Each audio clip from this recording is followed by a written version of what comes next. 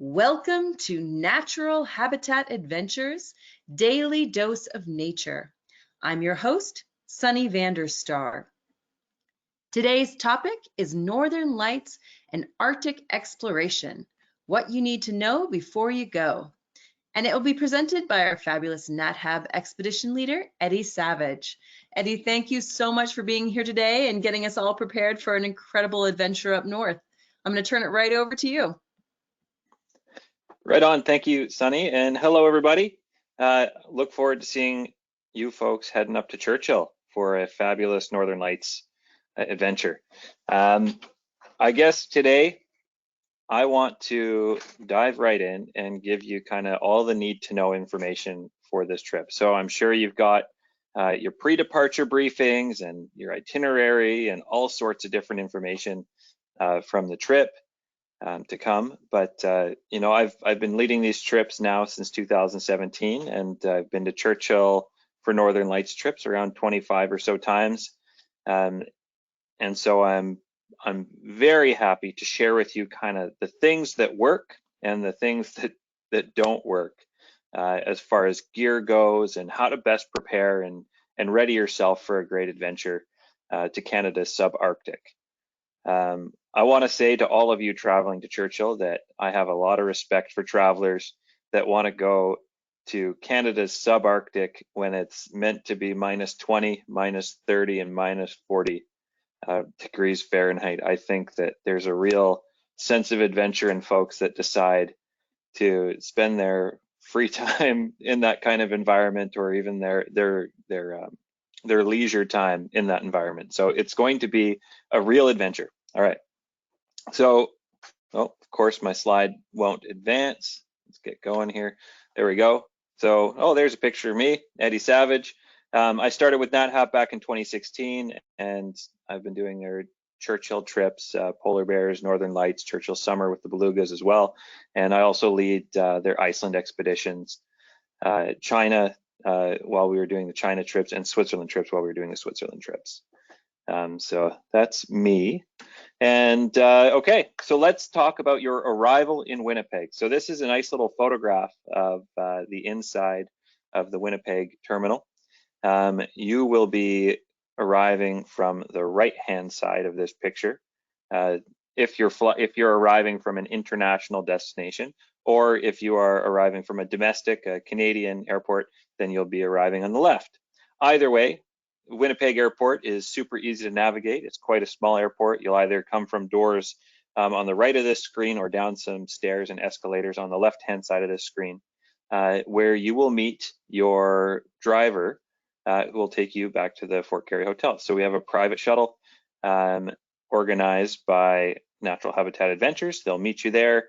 You can load up your luggage with them and head back to the Fort Garry Hotel. Now, if you have any issues with that, or you don't see anybody when you're there, the information, the numbers you need to call are going to be in your pre-departure briefing in order for that to make sense. Otherwise, yeah, that information is available for you, but we are exceptionally good at picking up all of our arrivals from the Winnipeg Airport and transferring you to the Fort Garry Hotel. So, quick note, if you're thinking about money, of course, the currency in Canada is Canadian currency, our beautiful colored money. Some even say it smells like maple syrup, but I'll leave that up to you. You can give it a try if you're interested. But if you want to withdraw cash for any purpose or exchange money, there is a currency exchange location at the airport. Otherwise, there's an ATM at the Fort Garry Hotel. There are ATMs up in Churchill, but kind of managing time-wise to get to one of those ATMs can sometimes be difficult. There's one in a hotel, that kind of thing. But just so you know, most of the vendors, so I'm not sure kind of what things you'd be interested in while you're in Churchill, but most of the vendors, or all the vendors, accept credit cards, you know, across the board for their services. We're not out of internet reception, we're not out of Wi-Fi, but if you're kind of thinking about, you know, what money to bring, there's options at the airport, there's options at the hotel, and there are options in Churchill to either withdraw cash, not so much exchange cash in Churchill. There's a pretty good exchange rate. Usually it's about 1 to 1. 1 US dollar equals 1 Canadian dollar at some places, just because it's so complex for them to exchange US dollars up there in many cases. But yeah, there's options available. This is the beautiful Fort Garry Hotel. It is fantastic older architecture. This hotel is over 100 years old.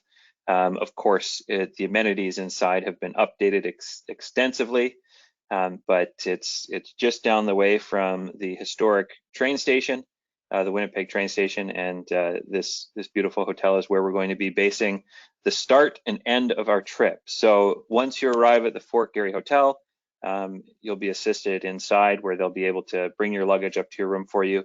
If you want that as well, you can check into the hotel and get everything sorted there. The rooms are very nice. The hotel has really great heat in the wintertime because Winnipeg is also quite cold. And our welcome dinner will be at the Fort Garry Hotel as well. Not just the welcome dinner, but also our boots and parkas, but we'll kind of get into a little bit of a gear conversation in just a minute. So our welcome dinner, once you arrive, you can check in. You'll be given a little bit of information from the front desk that should list kind of, what time your boots and parkas is and what time your welcome dinner is on the day 1 of your trip. This information is very important, so please look for that piece of paper at the front desk and ask for it if you don't have it, if they haven't given you one, with that information for your welcome dinner, as well as the boots and parkas timing.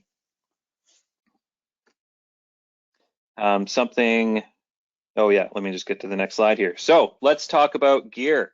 Well, this picture, these folks, very brave, they're standing out. It's probably the air temperature was probably about -30 Fahrenheit, and the wind was blowing probably about 25 miles an hour. And the snow at that temperature and that wind speed is not exactly soft and fluffy. It's kind of like ice pellets. However, these folks were quite excited and quite willing to stand there in their snow goggles and their parkas with their balaclavas up over their face because they dressed properly for this weather. And we had a great time standing out there. The ambient air temperature is probably around -45 with the wind chill, maybe even a little colder with the wind chill. But because they dressed properly, they were able to enjoy a lot of the activities regardless of what the weather was doing around them. There's a saying, which is it's only cold if you're not dressed for it. So having adequate gear and adequate equipment for your time in Churchill is going to be really important. Now, when I say this, let's talk about what Natural Habitat Adventures gives you or lets you borrow for the trip. When you arrive in Winnipeg and you go to your boots and parkas time, which is a 2-hour time slot on day 1 of your trip, it'll either be between 11 a.m. and 1 p.m., 1 p.m. and 3 p.m., or 3 p.m. and 5 p.m., where you get an opportunity to meet your expedition leader in person, ask any questions, and get properly outfit with our winter gear that you can borrow for the trip. So we'll start at the top. We will lend you a nice parka like the ones these folks are wearing. We're also going to lend you, if you want, a heavy winter fleece, a nice Patagonia winter fleece to add as an additional layer to the layers that you already have underneath your parka. We're going to give you some mitts to use for the trip, some nice heavy mitts. Mitts are important. A lot of people bring gloves with the separated fingers, but mitts, honestly, it's so easy just to pull your hand in and out. And in particular, if you're someone maybe who's got a phone or a camera that you want to use all the time and you've got your glove liners on the inside, having those big mitts is much better than having the separated finger gloves. You can't really do anything with the separated finger gloves when it's so cold anyway. So we've got these mitts that we're going to lend you. Moving down, we are going to lend you a nice pair of heavy snow pants. The snow pants are not the only layer you're going to want to wear on your bottoms, and we'll talk about kind of the stuff you should be bringing to add a layer underneath your snow pants. But the key ingredient for them is they are insulated and they are windproof or wind resistant. And so that helps kind of cut that cold wind and keep your legs nice and warm. And then once we get to the very bottom, we've got our heavy winter boots. Now, our heavy winter boots, they're heavy duty Baffin boots. These boots are specifically designed, not just Baffin, there's also Sorel and a few other brands. We actually have quite an assortment of brands to try to fit different shoe sizes, foot sizes, that kind of thing. So we have a really great assortment. They've all got these felt insulated liners that go inside the boot, and they're extremely rugged and a critical tool for us while we're up there in Churchill. So we've got those winter boots. They're rated for like -40 and below in most instances. So they're very, very good boots. Yeah, so that's the gear that we're going to lend you. We also have available some hand warmers and foot warmers. Please bring your own, and then we can supplement with, if you want, bring your own, and we can supplement with the hand warmers and foot warmers that we have up there if we kind of run low on that supply. Not foot warmers, but toe warmers. Here's another great example of how to dress the face. So something that you're going to want to bring with you in a big way is going to be something to protect your head and to protect your face and your ears. So I find I wear a nice big heavy toque, a nice warm wool toque that goes up over my head, or you know, there's kind of those ones that are windproof and they have the ear things that come down the flaps and you can fold them back up over your head. I wear one of those. And then on my face, I have a balaclava or a neck gaiter, which is basically that piece of fabric there. This looks like this gentleman's wearing a polyester one. Polyester balaclava up over the nose, covers the nose, the cheeks, and you can even tuck it underneath your hat, your ski hat or your toque or your warm hat to protect your ears as well. Basically, we just want to do our very best to kind of protect the bits on our face that stick out, basically the nose and the ears, and the cheeks being kind of the main culprits there. So protecting that with some kind of insulated fabric is really nice. Nice warm scarf, maybe heavy scarf. But those can be a little cumbersome, especially when you're dealing with big gloves and all the gear. Having a big long scarf that's wrapped around your head can be a real pain. So I would definitely kind of put you towards a neck gaiter or a balaclava. And we'll have some balaclavas that we can lend you in Winnipeg as well. But it's much better, in my opinion, to kind of find something that works for you, that you know how to use, versus kind of having mix and match from stuff that we have available, like that, just in particular around your face and your head. Having your own neck gaiter and your own hat really make a big difference. You can see in the picture on the right there with the northern lights above, good example of how to dress in this weather. You've got the heavy boots on the bottom, you've got the snow pants, you've got the heavy parka, and then those mitts. We have those mitts. We also have another style of mitt that's a little more efficient available as well. But you're completely covered, and it's great. You know, when we do group photos and we've got 14 plus a guide in there, you can tell who the guide is because they've got a red parka, but really everyone else, good luck. You kind of have to try to recognize people by their eyes or their combination of balaclavas and warm hats.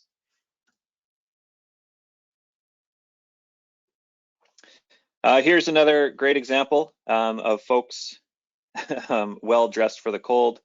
It's not a fashion contest. I mean, these folks, don't get me wrong, they're looking great and like they're dressed for where they are, but the gear is definitely more functional than anything. So listen to the advice of your expedition leader.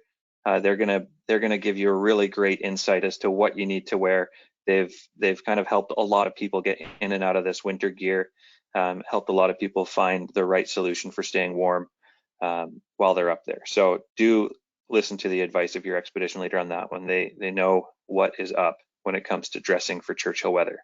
Now, you can see that these folks have poles. So there are a few poles that are available in Churchill, but kind of on a as you need them basis, we can make those available. Typically, they're just with our snowshoeing stuff.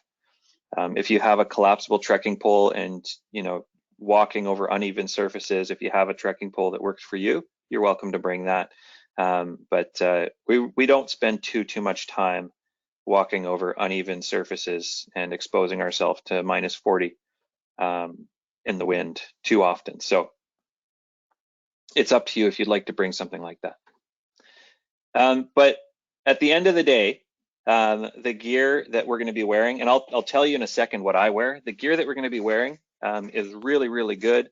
It keeps us nice and warm, and it enables us to, I know you might look at these people laying on the ground on the ice when it's -30, on the snow and ice when it's -30, but it's going to enable us to do something like that. And arguably, you know, snow is quite insulative, so laying on the ground might be warmer than actually standing up in the air.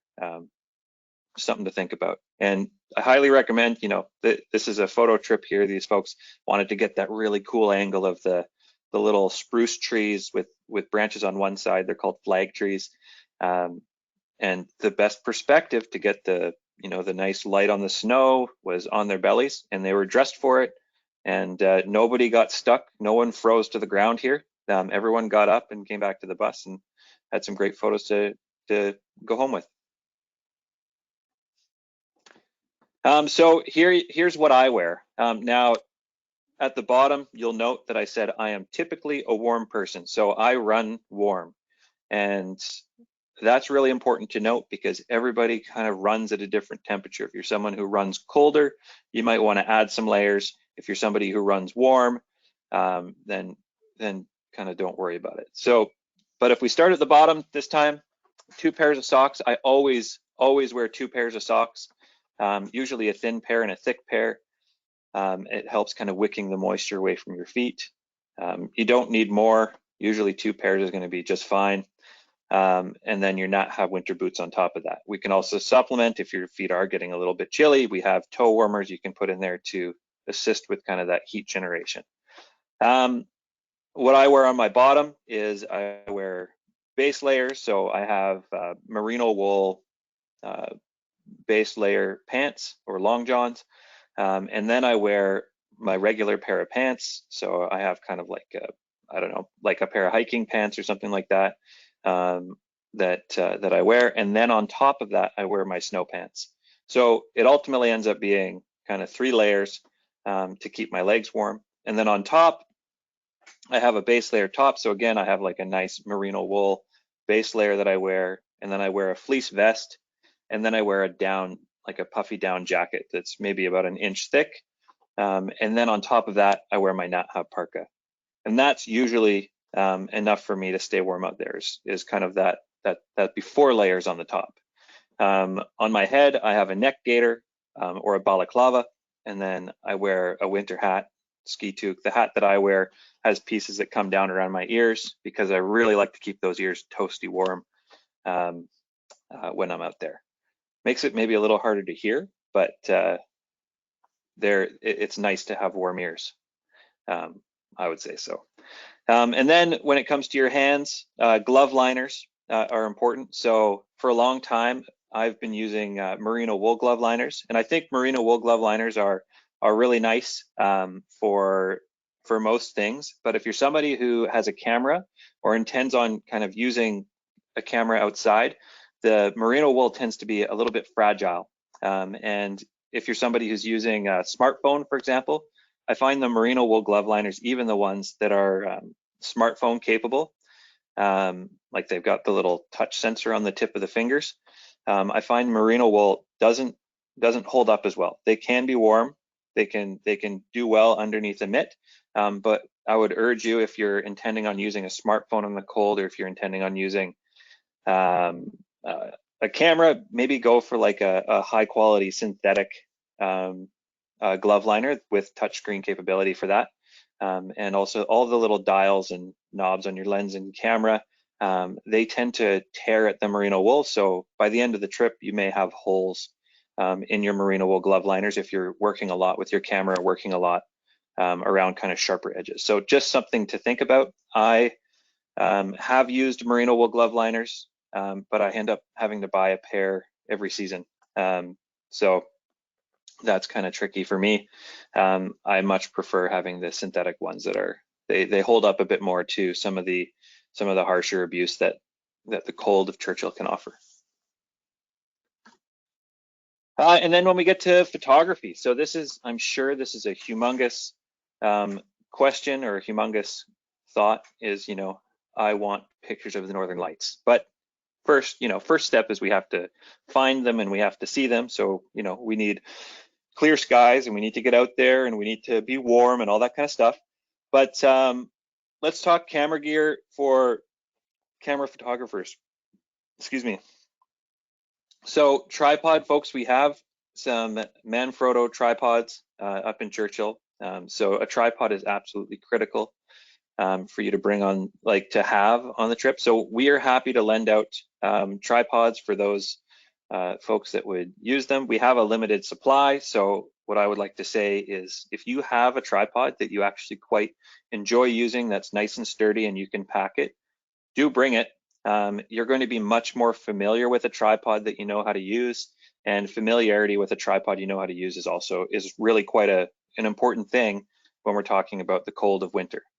That being said, the tripods that we do have, they're quite functional, quite easy to use, robust, and can stand up to the cold quite well. So I'll leave that up to you. If you'd like to bring the tripod that you like, you're welcome to bring that, and you're always welcome to end up trying one of ours later on if that's something that you'd like to do. Glove liners with touchscreen capabilities. A lot of cameras these days are actually becoming touchscreen, so having that is quite nice. Hand warmers, we can provide some. A dry bag. So the dry bag for camera photographers, basically going from cold to hot, you'll get condensation on your camera, not just on the outside, but also the inside of your lens.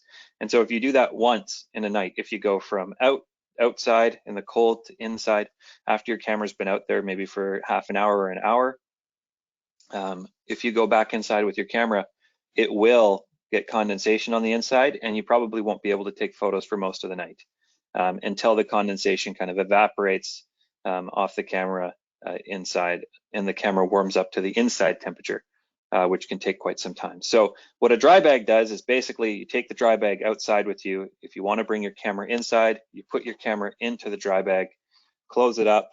You can also do this with a large Ziploc bag, but Ziploc bags, -40 gloves doesn't really work too well. It's better to have the big kind of turning dry bags that are a lot easier to use with gloves on.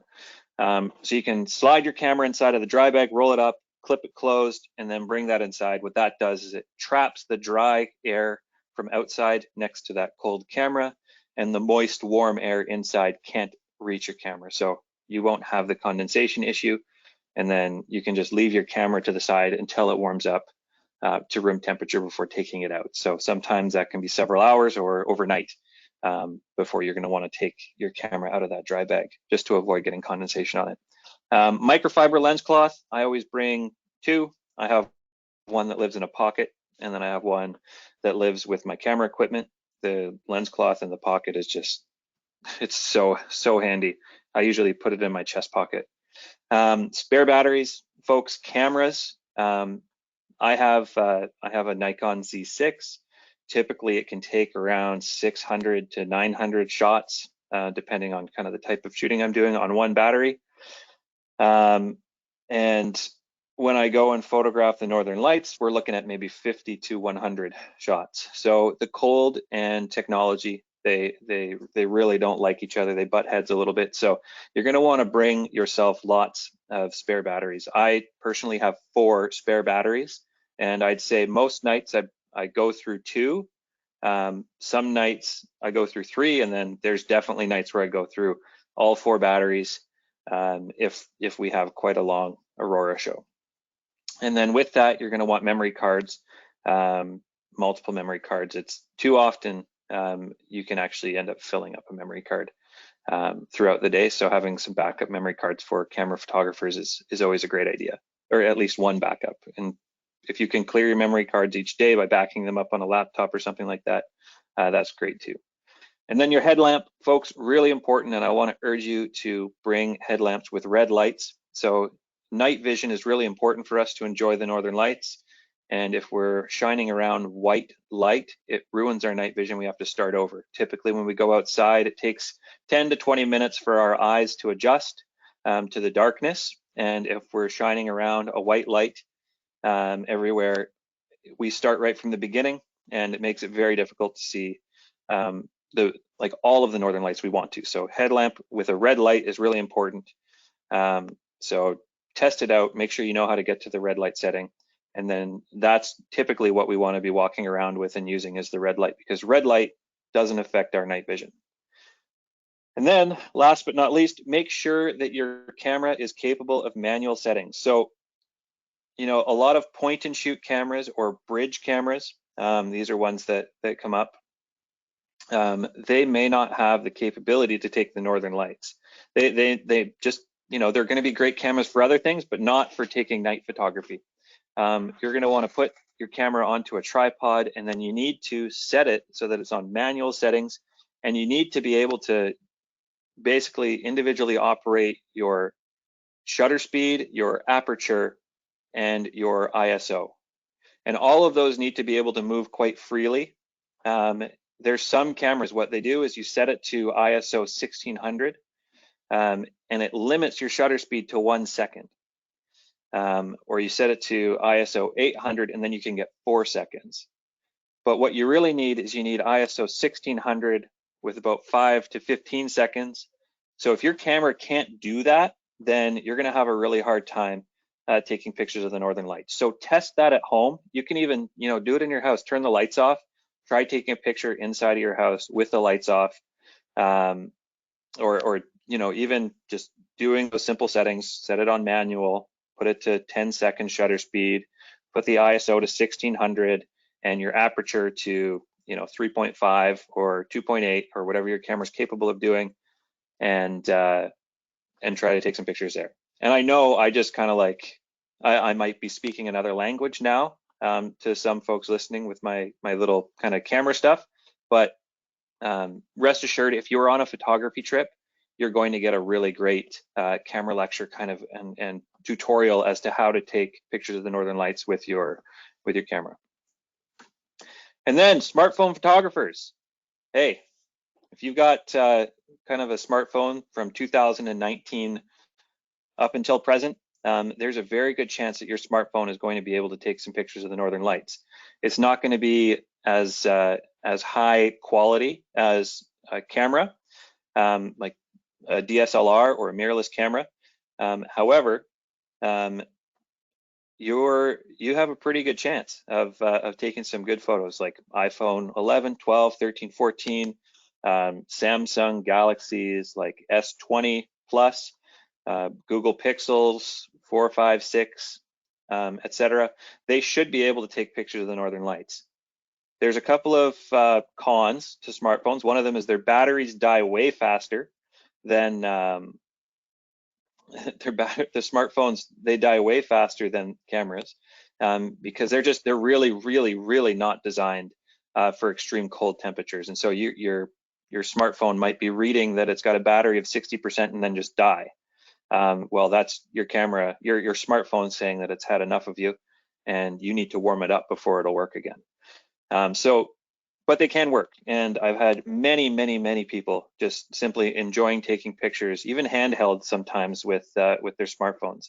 But it's not a bad idea. We might be able to lend you a tripod for that. But one thing I would recommend, absolutely, if you're going to try to use a tripod, is have a sturdy cell phone mount. So a nice solid cell phone mount, something that can hold your smartphone, both landscape and portrait, that screws right onto a tripod. I use, I think it's called the Joby mount 360 degree, something like that. But it cost me $20 and it's nice and solid, screws right onto my tripod.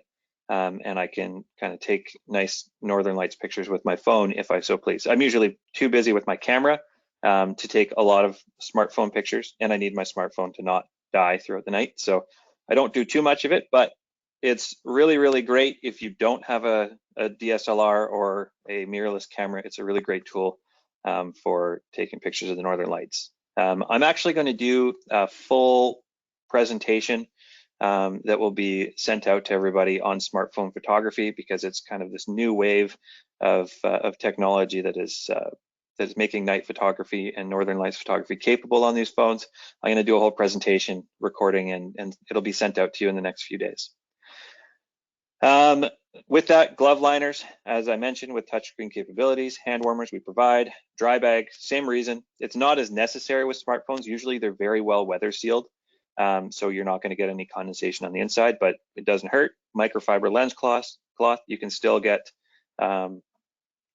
frost and stuff on your smartphone or that kind of thing, so you want to make sure those lenses are clear. And this is a little thing that I started bringing last year that I found really effective, is a portable power bank. So they're just these little, they can do like 1 or 2 cell phone charges. They're quite small, smaller than your smartphone usually, but it's a portable power bank that you can plug your phone into, so that if it does die due to the cold, you can charge up your phone while you're on the go. So you can get them at most electronic stores. They're not super expensive. Charge that up overnight while you're charging up your phone, and you can bring it out with you in the evening. And if your smartphone does die because it's super cold out there, you can warm your phone up a bit and plug it into that power bank, and that'll help to power your phone for the whole night, so you can take lots of pictures.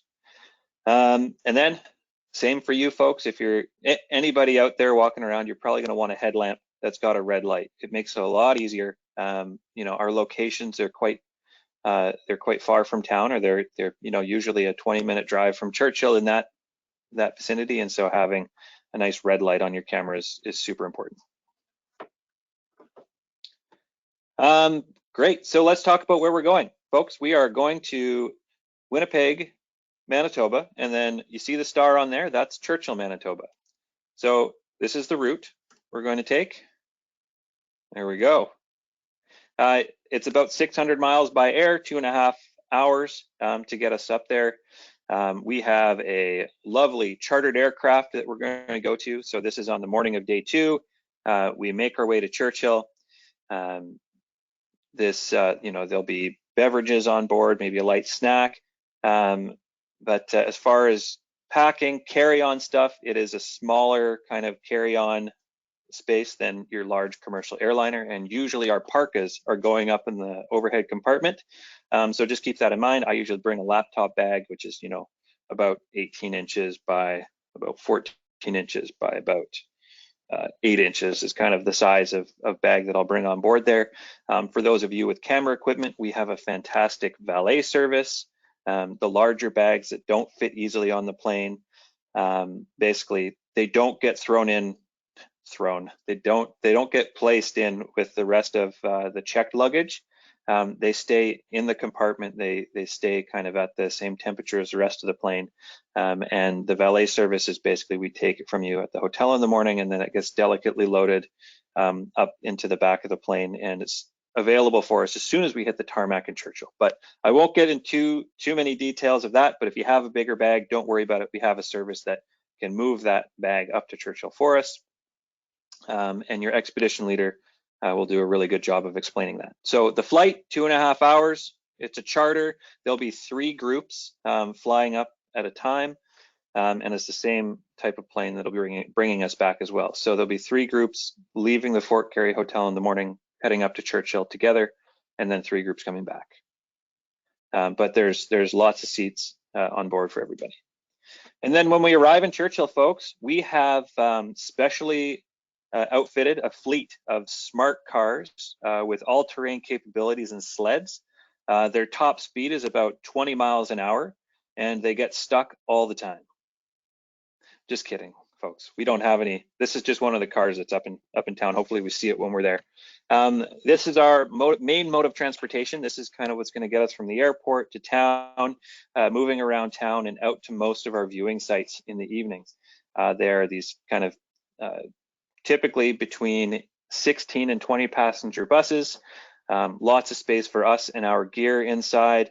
They're outfitted with winter tires, and Great White Bear Tours, our local partner, provides us with some fantastic drivers from Churchill. Really wonderful people who I've gotten to get to know over the years, and they're just so wonderful to have on the trip. So I'm excited for you all to get to meet the Great White Bear Tours drivers. This is Lawrence. I've been working with Lawrence since 2017 up there. Yeah, nice picture of Lawrence in his bus. This vehicle is what's called the Snow Coach. And so one of our viewing sites, it's called the Goose Creek Cabin. It was custom built by our local partners, Great White Bear Tours. The cabin was built, it's basically this cabin that's on skis that's located on a frozen creek in the boreal forest. Pretty cool, right? So this all-terrain vehicle is what takes us across that frozen creek, and it's actually sitting on a frozen creek there, out to the Goose Creek cabin. Again, lots of space for us and our gear inside, nice and warm, big tires because the creek can get kind of some snow drifts on it and stuff like that. But we'll be using that for that, and then potentially one other day we're going to be using that to also get us out into the boreal forest during the daytime and in that area, so we can have a little bit of a closer experience with some of the natural spaces around Churchill. Really excited for that. Yeah, other than that, folks, you know, why is Churchill special? So if we can just, you know, talk about Churchill as a place where you can see the Northern Lights, it's one of the best places on earth to see the Northern Lights. Because it's situated in what's called the Aurora Oval, you can have Northern Lights occurring over 300 nights a year. That doesn't mean you can see them 300 nights a year because, of course, we have varying weather and clouds, and then also in the summertime, the sun doesn't set until, you know, 11:30 p.m. some nights, and so it never gets dark enough so you can really see them. But the aurora is still happening. It's you know, it's one of those things. So it's a fantastic place to go to look for the Northern Lights. And Churchill is a true outpost community. So in any direction from Churchill, 150 miles or so, there's no other kind of permanent human habitation. It might not seem like that because when we arrive there, we arrive by plane and there's vehicles and all this kind of stuff, but it has a really rich history, both kind of from the first people, the indigenous people, the Inuit people of the area, as well as kind of a fur trading history that started to come, and then a military history, and now we have more tourism in the area. But the people that choose Churchill as their home and the people that live there are true Northerners, and they really do love where they live. I often find when people go to Churchill, they find it's kind of the sense or the word community really comes to mind. It is a really wonderful community where people really care about each other and they really want to support each other. And it's a very warm place, which is nice because it'll be very cold, but the community is warm. And I find a lot of people leave kind of with that feeling, and they, you know, you might fall in love with Churchill, Manitoba, as so many have. So it's a really interesting place to check out. Just a couple photos from town. This is the Inukshuk. This is one of the places we're definitely going to take you to check out. The Inukshuk is kind of a symbol of the North. It means in place of a person. And it was basically this one was put together by heavy machinery, but Inukshuks that were out on the land historically were used kind of as either navigational markers or basically a sense to mark where a person had been. Could be pointing to a food cache, or could be pointing to a good fishing place or something like that. So we'll definitely check that out. But this is an iconic place to look at. The landscape in Churchill is just out of this world. At first, it might seem bleak, but your expedition leader will help you understand just how vibrant and diverse and alive the place really is. Really cool. It's kind of a transition area between marine environment, boreal forest environment, and tundra environment. So there's a lot of different biomes, and there's a surprising amount of biodiversity in the Churchill region. You might not be able to see it all because a lot might be covered by snow, but it's there, and we'll tell you about it. Yeah, here's a picture kind of on the edge of the Hudson Bay. This is what it'll look like this time of year. The bay should be nice and frozen. Yeah, it's been cold for quite some time now. Here's a picture of one of the locations we'll be staying. So we stay in 3 different hotels in town. We have the Seaport Hotel, we have the Churchill Hotel, and the Polar Inn that will be having different accommodations at. So your trip will take you to one of those 3 places. We'll be dining in town. Here's some pictures kind of the rooms. So they're nice and warm, they're dry, secure. Dining in town, we'll be eating at all the restaurants that are open. So we've got the Seaport Hotel, and we're going to have the Dancing Bear, as well as one lunch, most likely out at the Churchill Northern Studies Center. Now, with that being said, we have to remember this is an outpost town. We're way on the edge of everything. Everything that comes to Churchill has to come either by train, which takes 2 days, or by plane, which is, you can get stuff relatively quick, but it's also comes at a premium. So a lot of the food and stuff comes by rail, and the rail is, it's a victim of the weather sometimes, and so it's not always on time, and at times food and that kind of stuff can be late or just non-existent. Not food in general, but I mean like specific ingredients or specific things. I remember I went to a restaurant in town, and there had been a teenage, like a high school basketball tournament at the town complex. And at the hotel, they had fed 3 basketball teams for a few days. And of course, all these teenagers wanted to eat French fries. And so they're completely sold out of potatoes. And it was going to take another week before they could get more potatoes up. Anyhow, what I'm really trying to say here is that if you have any dietary concerns, dietary requirements, it's really important we know as much about that as possible before you arrive in Winnipeg, because the more time that we can have to put together kind of these necessary meals for you, the better. So if you can update that information with us so that we know exactly what we need to be prepared for, that would be really good, because it's not like they have, there is a grocery store in Churchill, but it's a northern outpost grocery store. It's not like walking into a Whole Foods or here like a big Save On Foods or real Canadian Superstore. They just don't have the selection, and oftentimes things are sold out. So the more information we have leading up, the better. So if you can give us that information in advance, that'd be awesome. Thank you. And yeah, around town, folks. So other than our Northern Lights experiences around town, we're going to be looking at doing some photo shoots around town, or looking for some of the curiosities of Churchill. There's lots of murals in town. We'll be going dog sledding one of the days. We're going to head out to the Churchill Northern Study Center, where we're going to get to learn about this extraordinary LEED silver building that is 25 kilometers, or about 16, 17 miles outside of Churchill, in the Churchill Wildlife Management Area, and they've been studying all sorts of things out there. So we're going to have a look at that study center, and we'll also learn a little bit about snow and a little bit about basically building igloos, inuksuks, that kind of stuff. So we're going to spend some time doing that.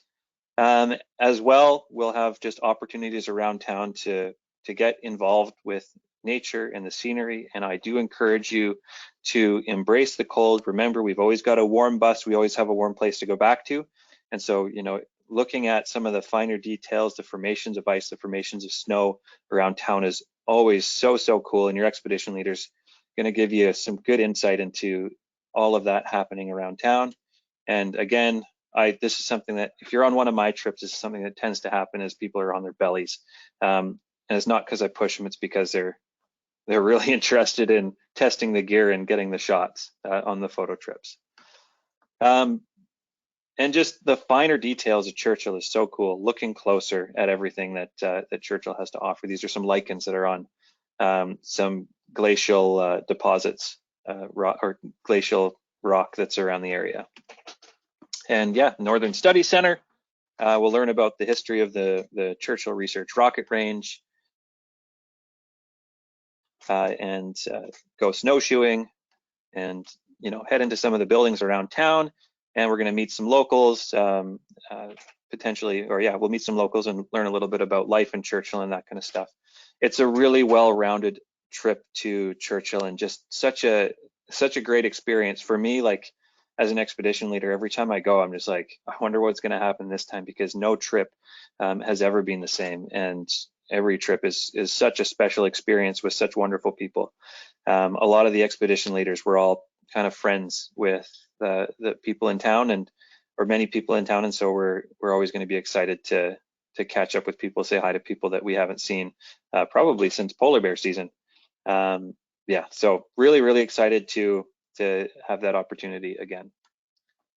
And then, folks, let's talk about where we're going to see the Northern Lights. So we have 4 different sites, and something I want to emphasize, actually, both on the activities in town and the sites that we're going to look for the Northern Lights in the evenings. Things can vary, things can change depending on the weather. So we always want to make sure that we are kind of just respecting the weather. In particular, we can have high winds blow in, visibility can be 0, and we might have to alter plans based on that. There's a whole number of different things that can occur with the weather. We hope for the best, but we'll be prepared and have backup plans if something does change our itinerary, but just something to keep in mind. So our plan is to do all these things, but if the weather comes in, and I had that happen once with a 4-day blizzard that came in. Luckily, I wasn't on the trip, on that trip, but there was groups that were stuck in town for 4 days with it. It was an unseasonal, extremely rare blizzard that came in, but they couldn't do any activities for a few days because they were essentially in the hotels. They couldn't go anywhere else. It is the subarctic, and we are there with the subarctic. So anyways, in the evenings, we've got the Aurora domes. You can see on the left here, we have the plexiglass domes. They're heated. They have fans circulating warm air, so it's nice and clear. You can sit up there with a hot beverage if you want, looking out into the night sky, or you can step outside the building to have kind of that bigger view as well, with no barrier at all. Inside, each evening we're going to have snacks and potentially some activities and that kind of stuff. There's comfy places to sit, that kind of stuff. So we'll have a nice warming area, and then we'll be able to go outside to enjoy the Aurora Borealis and check for the Northern Lights. Another location we're going to is Dave Daly, or Wapusk Adventures, Dave Daly's cabin, Wapusk Adventures. It's a dog yard. We'll be going dog sledding with this crew as well, but a nice warm cabin where situated in the boreal forest, where we have the opportunity to hang out. Dave also usually has a teepee set up, and it's just overall it's a very welcoming environment, very beautiful place to look for the Northern Lights as well. And then NatHab has our custom Aurora pod. So this, you can see it's got glass on the roof and glass on the sides. There's a little wood pellet stove in there that provides a nice heat. There's circulating fans that move the heat around so the glass stays clear. So you can either stand outside like Darcy. This is Darcy in this photo. He's one of our field operations specialists. He's standing out there looking at the Northern Lights, and then inside we'll have some snacks and beverages, as well as some comfortable seating where you can also sit and enjoy the Northern Lights. So options, we've got options. This is the Goose Creek cabin I was talking about. So we've got this beautiful cabin that's out in the boreal forest, far outside of town, a really fantastic place. There's a little wood stove inside. And it's nice and warm, and just a beautiful place to pop out, look for the Northern Lights, go back in, sit by the wood stove, warm your hands, pop back out, look for the Northern Lights. It's a really fantastic place to check out, one of my favorites. And yeah, so those are our 4 sites. Hopefully we can get you out there for some fantastic Northern Lights viewing. It is a very beautiful place and one of my favorite places in the entire world to travel. So I'm very excited for that. And Sunny, that's kind of it for my presentation. I've just, as questions roll in, I've kind of got some pictures I'm just gonna click through until the top of the hour here. Thank you so much, Eddie. This looks fabulous, and I'm so jealous and excited for all the people that get to go up and see you very soon.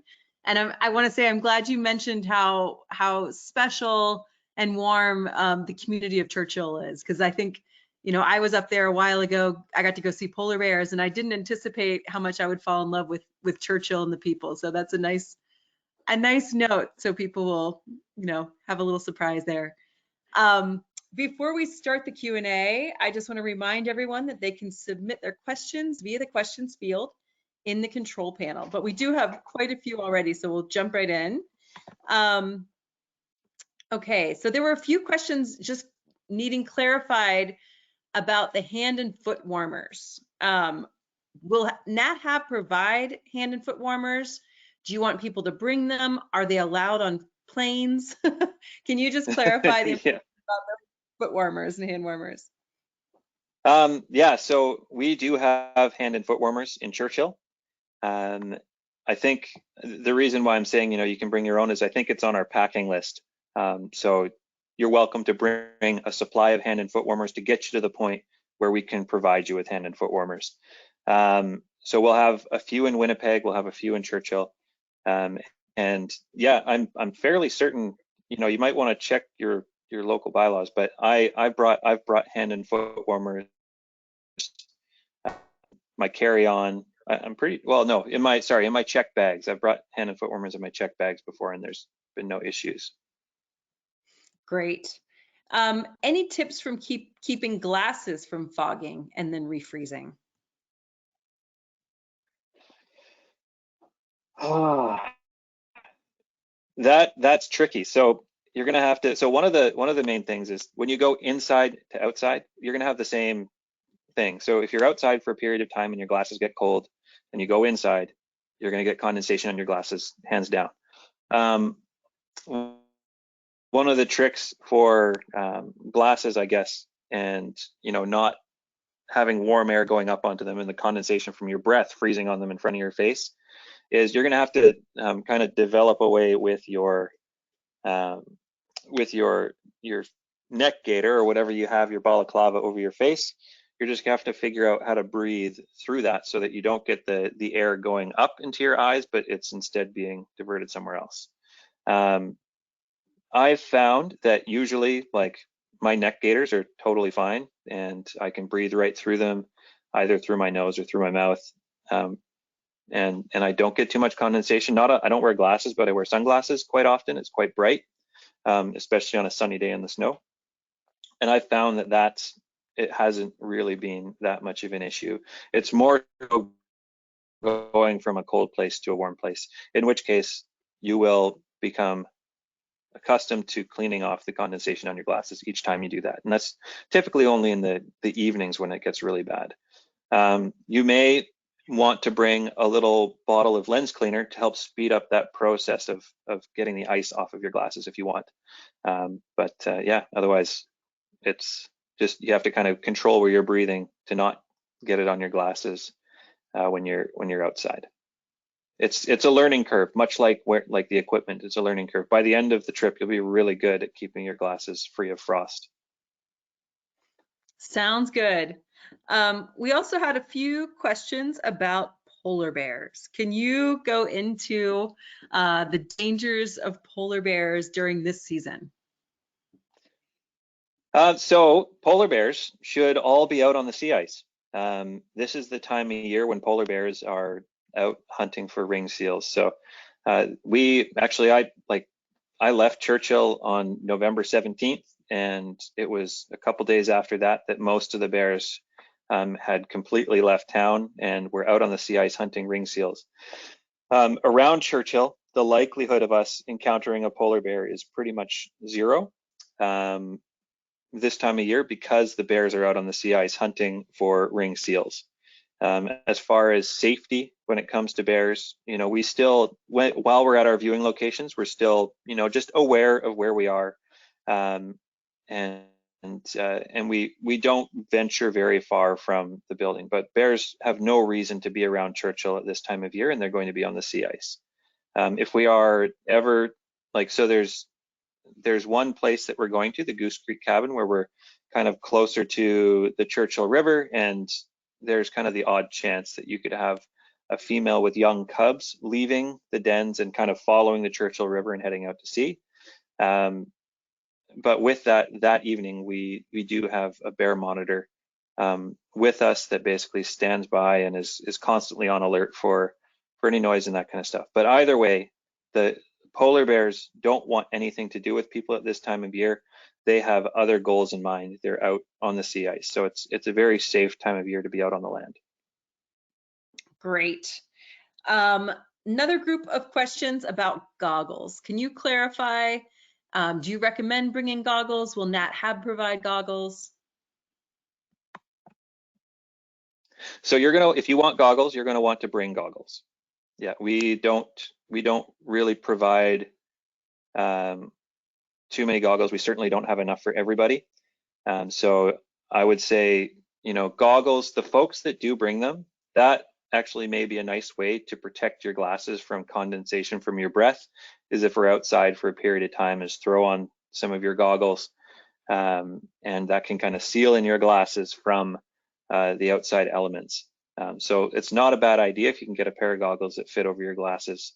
But I do find, I'd say probably between 50 and 60% of people on trips bring goggles. I personally don't wear goggles or bring them, but it's kind of up to the individual. I find a lot of people do get value from it, and I find a lot of people try them and they don't like them. So it's kind of up to you. If you want to bring a pair of goggles and try them out, you should definitely consider it. Sounds good. How well can you see the colors of the aurora at night?